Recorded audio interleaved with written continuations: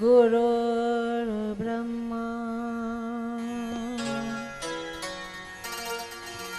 गुरुर्विष्णु गुरुर्देव महेश्वरा।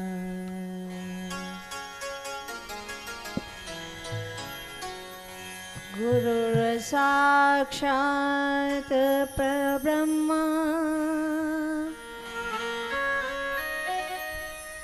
तस्मै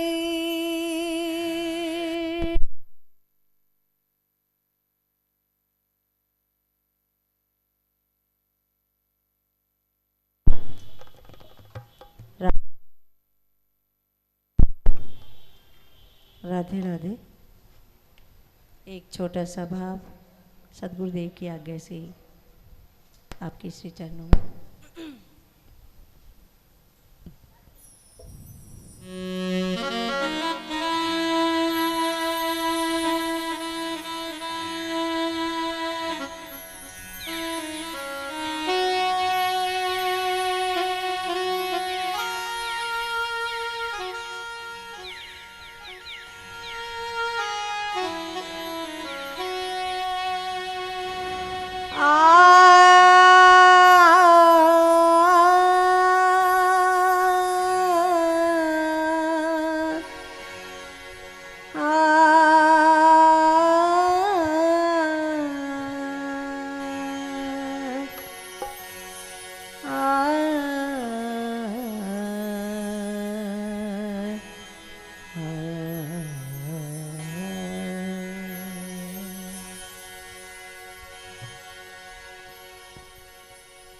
वंदना है मेरी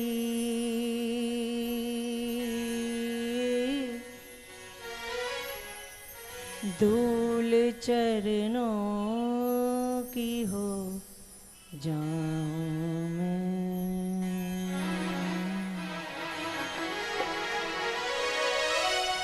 तेरी पूजा करूं ध्यान तेरा धरूं, तेरी पूजा करूं ध्यान तेरा धरूं, तेरे चरणों में खो जाऊं मैं।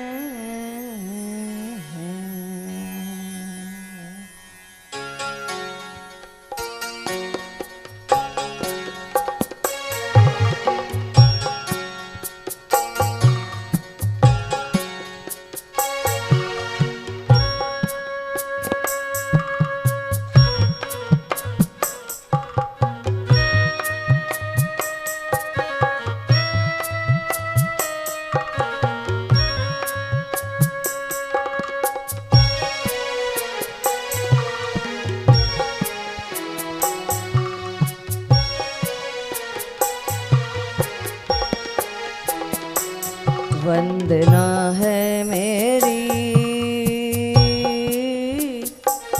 धूल चरणों की हो जाऊं मैं। वंदना है मेरी धूल चरणों की हो जाऊं मैं।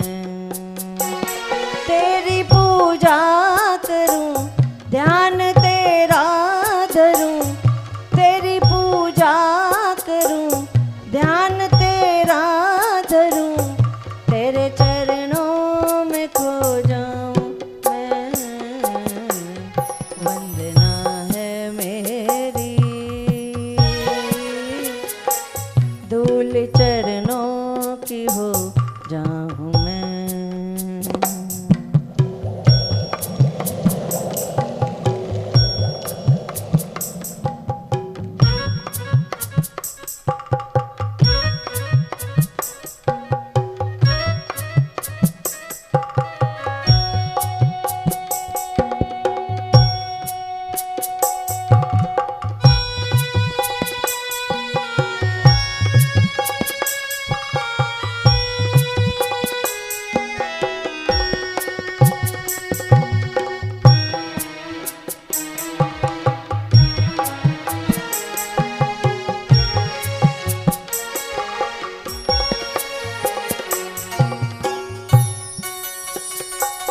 तेरे पास रहूं, तुझे देखा करूं।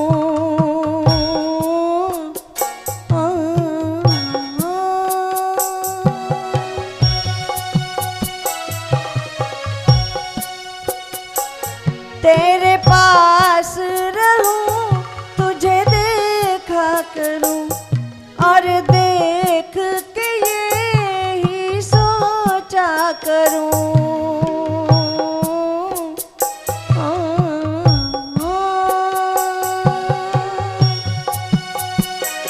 तेरे पास रहूं, तुझे देखा करूं, और देख के ये ही सोचा करूं। तूने पाला है, तू ही तारेगा। तूने पाला है, तू ही तारेगा। तुझे मन में बिठाऊं मैं, वंदना है मेरी। धूल चरणों की हो जाऊं मैं, तेरी पूजा करूं, ध्यान तेरा धरूं। तेरी पूजा करूं, ध्यान तेरा धरूं।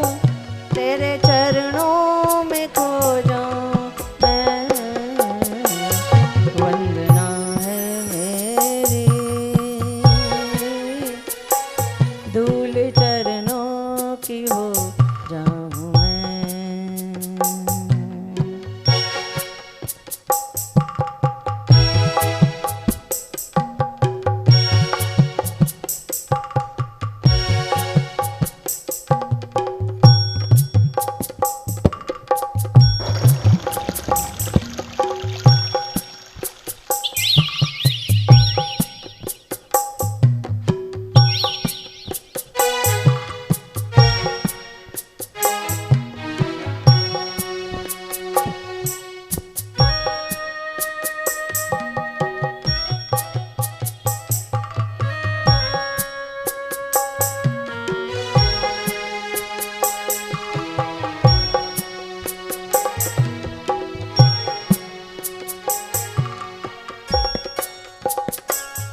मैं तेरा हूँ, तुम मेरे रहो।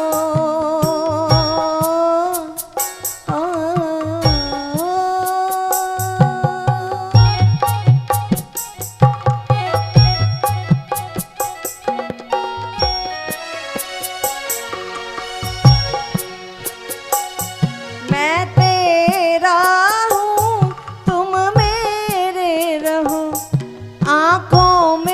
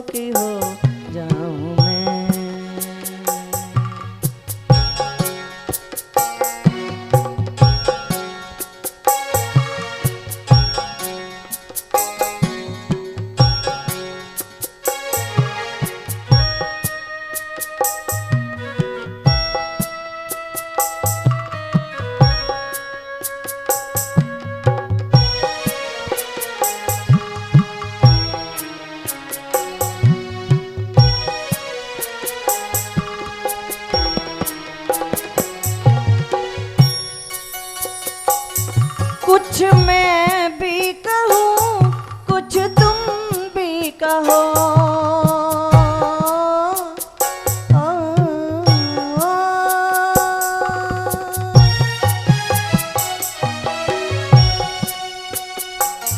कुछ मैं भी कहूँ तुम कुछ मैं भी कहूँ कुछ तुम भी कहो। अपनी बंसी से मेरा मन मोह लो।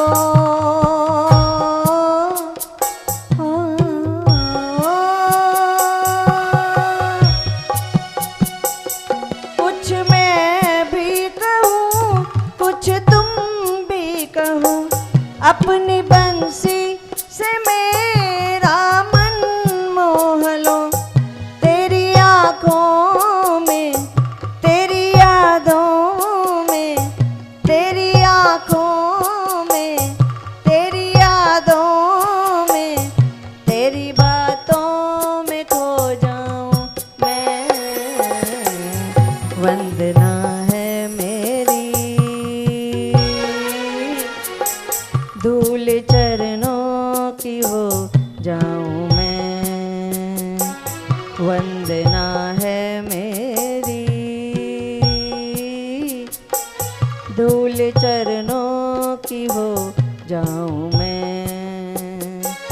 तेरी पूजा करूं ध्यान तेरा धरूं। तेरी पूजा करूं ध्यान तेरा धरूं।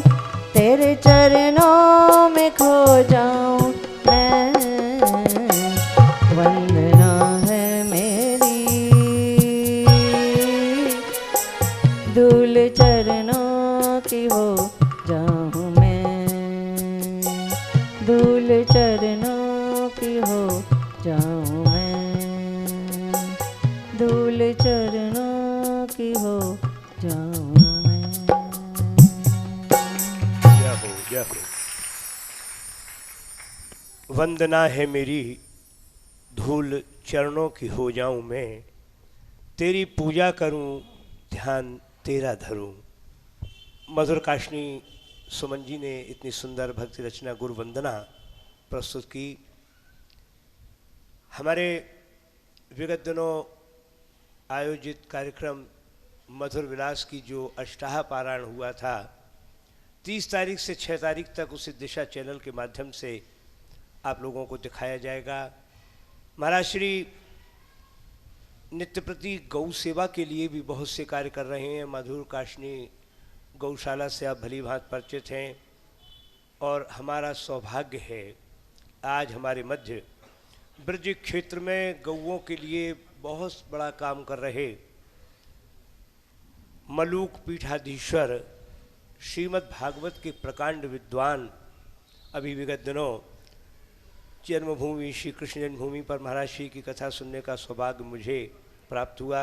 महाराज श्री जी भी पधारे थे उस दिन, जगदानंद जी महाराज।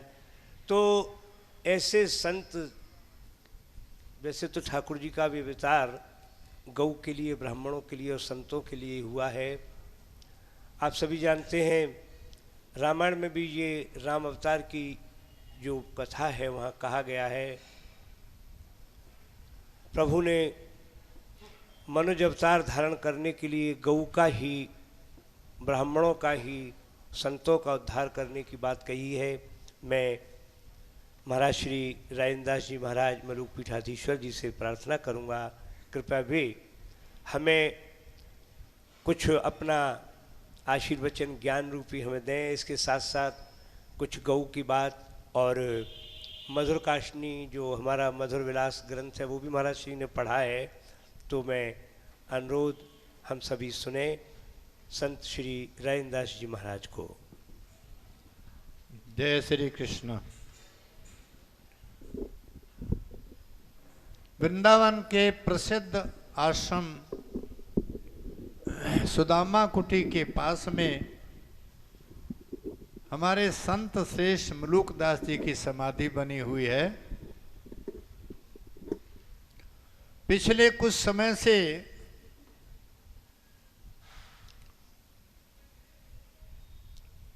वहां कुछ उन्नति नहीं हो पा रही थी,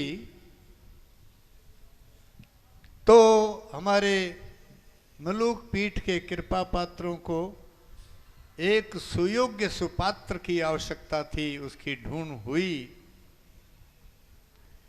और सभी लोगों का एक मत से विचार हुआ, क्यों ना ये स्थान परम श्रद्धेय परम आदरणीय हमारे श्री राजेंद्र दास जी महाराज को प्रदान कर दिया जाए।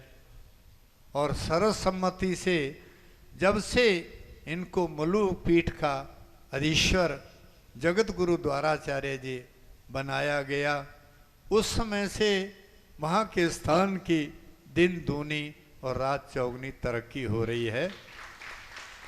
विशाल भंडारे होते हैं, विशाल वहाँ सभा भवन बना हुआ है जिसमें अनेक प्रकार के कार्यक्रम होते रहते हैं। और देखते देखते कुछ दिनों में वहाँ जो जीर्ण शीर्ण जमुना जी का मंदिर था उसका भी जीर्णोद्धार, क्या नवीनीकरण कह सकते हैं, पहले के तो कोई अवशेष नजर आते ही नहीं, सब नया ही स्वरूप धारण हुआ है। उसके बाद तो दिनों दिन और चढ़ती बढ़ती रही। लोगों ने गायों की दुर्दशा को देखते हुए महाराज जी के चरणों में प्रार्थना की, परमपिता परमात्मा ने आपकी वाणी में शक्ति दी है, ओज दिया है, बुद्धि में प्रखर विद्वता दी है, आप चाहें तो गायों के उद्धार, संरक्षण और उनकी हालत को सुधारने में बहुत कुछ योगदान दे सकते हैं। और आप लोगों को जानकर आश्चर्य होगा कि महाराज जी जो जर्सी गाय है उसको गाय नहीं मानते, उसमें शास्त्रों के प्रमाण भी देते हैं, वैज्ञानिकों के प्रमाण भी देते हैं। और अपने यहाँ जो परम पूज्य जगत गुरु श्री स्वामी वासुदेवानंद जी महाराज ने यहाँ कालीदह के ऊपर मधुर बिहारी गो सेवा सदन का उद्घाटन किया था, उसी उपलक्ष्य में परम श्रद्धेय परम आदरणीय हमारे मलूक पीठाधीश्वर स्वामी राजेंद्र दास जी महाराज ने वहाँ भागवत की थी। पिछले दिनों यहाँ पोगला आश्रम के अंदर गायों के उपलक्ष्य में कुछ जो है कार्यक्रम रखा गया। उसमें महाराज जी ने जिस समय विस्तार से ये जो दोगली गाय हैं, ये जो वर्ण संकर गाय हैं, उनके दूध की त्रुटियां और उनके अंदर दोष और उनके जो है वैज्ञानिक ढंग से उसका विश्लेषण किया। और वो गाय गाय नहीं होती, गाय की पूजा का पात्र नहीं है, पूजा करने से गाय की पूजा का महत्व भी नहीं प्राप्त होता है, उसके घी को किसी यज्ञ में, उसके घी को किसी जोत में और हवन के अंदर नहीं लगाया जा सकता, वो उसमें निषेध है। अपने यहाँ क्योंकि गौशाला का जो दूध है यहाँ केवल संत सेवा और ठाकुर सेवा में ही प्रयोग किया जाता है, तो दूध ज़्यादा हो इस लोभ से हमने भी 5-4 गाय मार रखी थी। और जब महाराज जी के श्रीमुख से उसके दोषों का वर्णन हमने सुना, तुरंत जाकर के सारी की सारी गाय वहाँ से निकाल दी। ये दूध का लोभ नहीं जो चाहिए हमें, तो जो है शुद्ध और धार्मिक और जो है हमारे शास्त्रों से सम्मत, जिसको वेदों ने गावो विश्वस्य मात्रा जिस गाय के लिए कहा है, भले दूध थोड़ा हो और उनकी सेवा विशेष हो, हमको वही गाय रखनी है, ऐसा विचार करके वहाँ से आज भी आप लोग जाएं तो नंद बाबा ने जिन गायों को चराया है उसी वंश की गायें वहाँ रखी हैं। अपने यहाँ बिहार वन के अंदर वहाँ गौशाला जो है वो छुट्टी गाय रहती हैं, वहाँ का दूध दूहा नहीं जाता, बाजार में बेचा नहीं जाता, या तो बछड़े पीते हैं या ग्वाले पीते हैं, गले में रस्सी नहीं होती, जंगल में चरती हैं। 100 बीघे के वहाँ जो है बहुत बड़ा उनका जो है जंगल है जिसमें चरती हैं, और फिर जिसमें चारे दाने का समय होता है बिना रस्सी की गाय वहाँ इकट्ठी हो जाती है। तो वहीं से फिर गाय यहाँ इसलिए लाई गई कि ये गोवंश की गाय है, बिहार वन के अंदर से उसको यहाँ लाया गया। आज यहाँ उसी जगह गौशाला के अंदर मलूकदास जी महाराज एक बहुत ही उच्च कोटि के महापुरुष हुए, जिनकी वाणी संतों ने भी अपनाई है। जैसे उन्होंने कहा कि राम कहने से राधा और माधव दोनों की प्राप्ति होती है। राम में राधा बसत है, माँ में माधव जान। राम कहे दोनों मिले, राधा माधव आन। ये दोनों के दोनों राम के कहने से प्राप्त होते हैं। महाराज जी की एक विशेषता है कि इनको जो सरलता है वो पूर्वजों से प्राप्त है। इनके जो गुरुजन हैं वो भी उच्च कोटि के सरल स्थिति के महापुरुष रहे, और सरलता जो है वो महात्माओं का गुण होता है।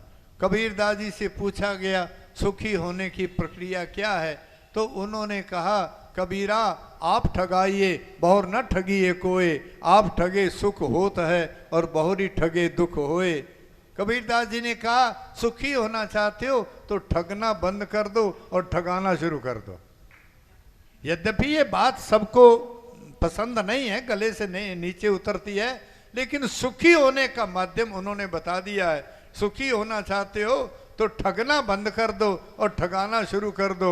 आप ठगे सुख होता है, अगर तुमको कोई ठग ले गया तो तुम सुखी होगे, और तुमने किसी को ठग लिया तो फिर तुम दुखी होगे। आप ठगे सुख होता है और बहुरी ठगे दुख होए। ऐसी वाणी परम श्रद्धेय स्वामी मलूकदास जी महाराज, जिनकी वाणी को महाराज श्री जी ने आत्मसात किया, और पथमेड़ा इत्यादि के अंदर तो मेरा ख्याल लाखों गाय हैं। वहाँ भी महाराज जी अक्सर जाते रहते हैं और वहाँ कार्यक्रम भी देते हैं। पिछले दिनों मेरा ख्याल है एक पक्ष भर आस्था चैनल पर और अपने यहाँ महाभारत का कार्यक्रम आया था। उसमें ज़्यादा जोर महाराज जी ने गायों पर ही दिया था, क्योंकि हमारे धर्म का मूल वही है। उसके बिना कोई यज्ञ मान्य नहीं, कोई हवन मान्य नहीं, कोई पूजा मान्य नहीं। जहाँ भी घी का वर्णन आता है वहाँ पर गाय के घी का ही वर्णन आता है। मैं महाराज श्री जी की से करबद्ध प्रार्थना करूँगा कि वो मधुर विलास और गाय इत्यादि जिस विषय को वो उचित समझें, हमारे ऊपर कृपा करके आशीर्वाद प्रदान करें।